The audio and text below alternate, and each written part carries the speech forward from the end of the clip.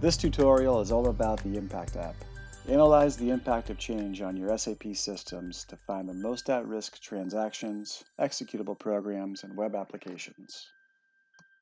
Go to the App Store, install the Impact app. Go back home, and launch Impact. For this demonstration, I'll analyze a transport that contains configuration changes. You can copy and paste your transport into here, or if you have a list, you can paste them from Excel. Other options are to analyze objects and Solution Manager charm change requests. Choose the analysis system. This will be your development environment, the environment with the transport or the change. Choose your performance history system. This will be production, where Impact will identify your used transactions, executable programs, and web applications. I'd like to compare the changing objects to a system where the transport has yet to be released. This will be either QA or production. I would like to integrate with a Quality Center project to identify test plan IDs that will need to be tested.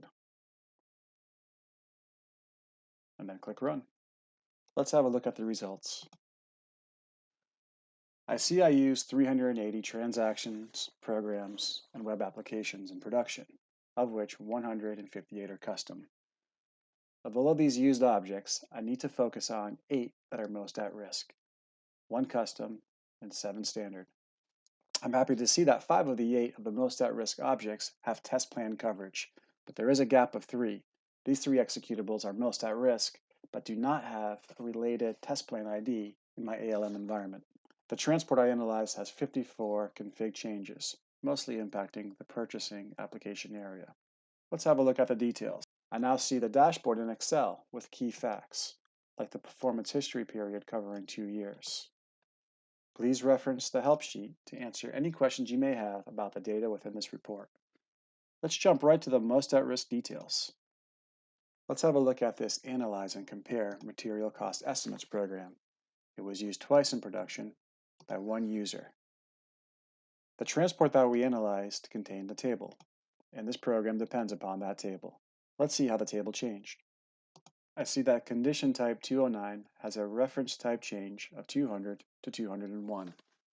By scrolling down to the bottom, I can see where in the hierarchy that this table resides. My defined condition types table rolls up to the Treasury and Risk Management node. Let's have a look at the Tested Gaps report. The transaction I need to test does not have test plan coverage. If it did, it would say hit. I can ask the top user on the scenario in which to test this in quality. If it did have a test plan ID, I can take a look at the test hit details.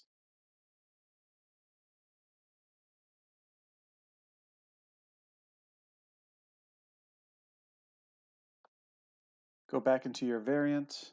Let's remove the transport.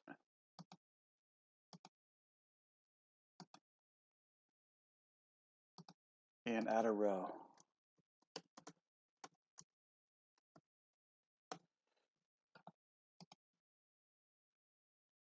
And click Run.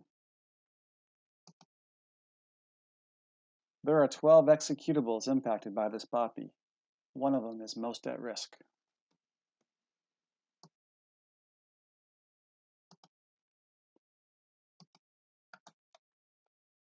VA01 is my most at risk object.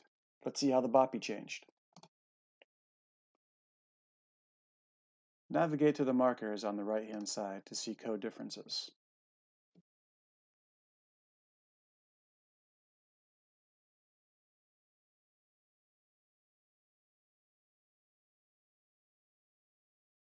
In our example, we analyzed the BOPI for goods movement create, and we saw in the results 12 executables were impacted.